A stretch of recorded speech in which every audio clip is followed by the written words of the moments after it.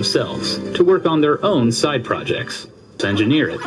There was also Dmitry Pavlovsky, a fellow researcher and friend named Vadim Gerasimov. After impressing his computer science teacher, he was brought to the computing center to learn more about programming and assist with. So they formed a team and brainstormed game ideas in the evenings.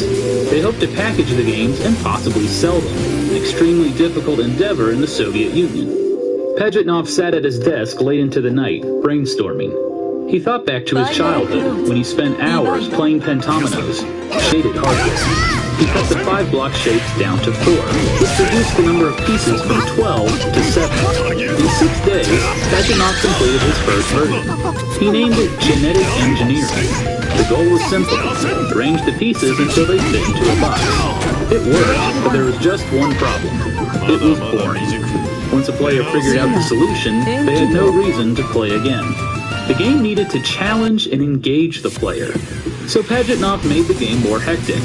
He narrowed the playing field to the center of the screen and had the pieces fall constantly.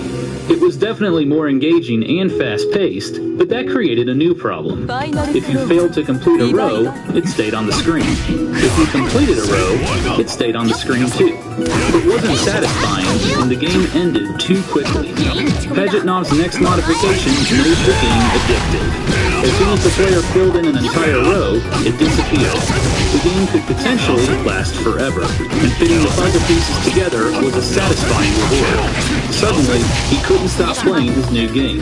He even played during work hours, claiming to be debugging software. The game was naturally addictive, and didn't require any sort of tutorial or explanation.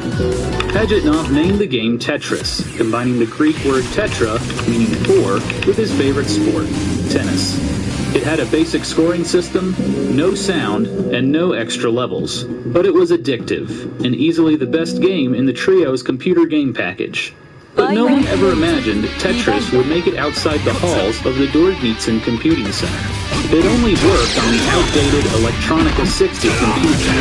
Tetris gained a small cult following at the Russian Academy of Sciences. Pajitnov wanted to expand his audience, but the only way to do that was to program the game for a more commonly available platform, the IBM PC.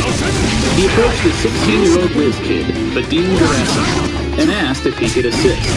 It would be a somewhat difficult task. Gerasimov needed to rewrite the entire program on a computer he'd never used before. But in only a few days, Gerasimov had a working prototype. He had a fully functional, widely compatible version ready in a few weeks. He added color to the tetrominoes, multiple levels, plus the ability to save your high score. Tetris was more addictive than ever before. However, the dream of selling their collection of games was falling apart. Starting a business, let alone a software business, was highly unusual in communist Soviet Union.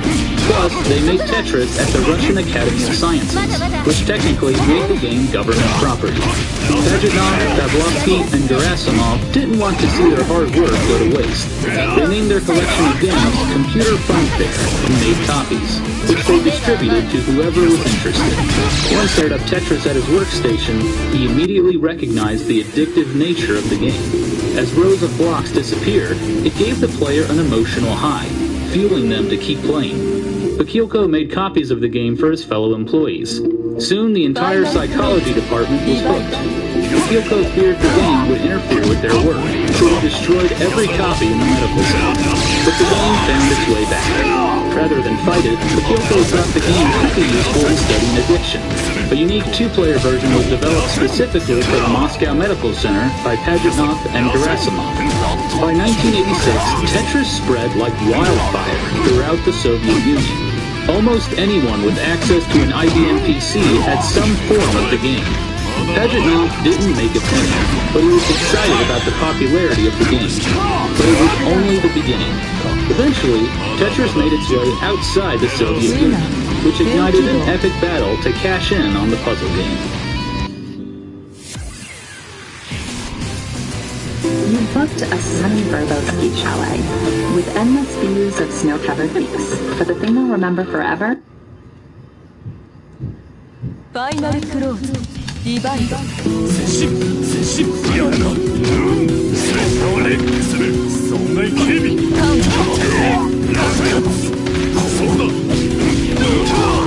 With its simple and addictive gameplay mechanics, Tetris took over the free time of Soviet workers. One such person was Alexei Pagetov's boss. He shared a copy with some colleagues at the SCKI Institute of Computer Science in Budapest, Hungary. They loved it. Some students at the Institute even ported the game to the Commodore 64 and Apple II, two popular home computers in the Western world. With that, Tetris officially crossed the Iron Curtain. In a sense, Hungary was the Western world's closest connection to Soviet life. It was under communist rule, but after the 1956 revolution, the Hungarian government passed major economic reforms to create a more open, free market. One of Hungary's most popular exports was the Rubik's Cube, created by Erno Rubik in 1974. Hungary was the place to go for business people looking to license Eastern products to Western audiences. One such businessman was Robert Stein, owner of the British software company Andromeda Software. After selling computer hardware in the 80s, Stein switched to a much more profitable business, selling software. But rather than look for potential new games in the UK, he found his talent in his native country of Hungary. His business model was simple. Find a game, sell it to a publisher in the West, and collect royalties on the sales.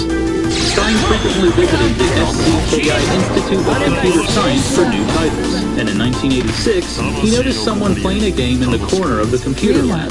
It was Tetris. "What the hell is this?" he asked. "Oh, it's just a game," an employee replied. Intrigued, Stein tried the game for himself. He wasn't a gamer, but he couldn't stop playing Tetris. It was a surefire hit. He immediately went to the director of the institute and inquired about licensing. But the director sheepishly admitted that the game wasn't theirs. If Stein wanted to license Tetris, he would have to make a deal with the Soviet Union. But that was easier said than done. Russia's economy was still very closed off. The chances of Stein simply flying to Moscow and brokering a deal was slim to none. But the director did have one line of communication. He had the number to the Russian Academy of Sciences telex machine. Stein sent a telex message stating that he wanted to acquire the rights to Tetris. The message was forwarded to the creator, Alexei Pagetov.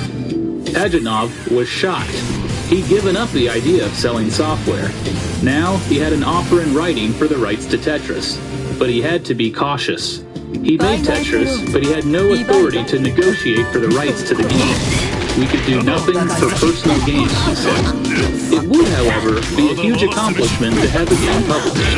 After several weeks of getting translations and the proper authorization, Pagetov sent the following reply: "Yes, we are interested. We would like to have this deal." For Pagetov, it was a way of saying, "Let's talk more about this." He didn't want to commit for fear software could find a buyer for Tetris. Stein immediately went to one of his go-to publishers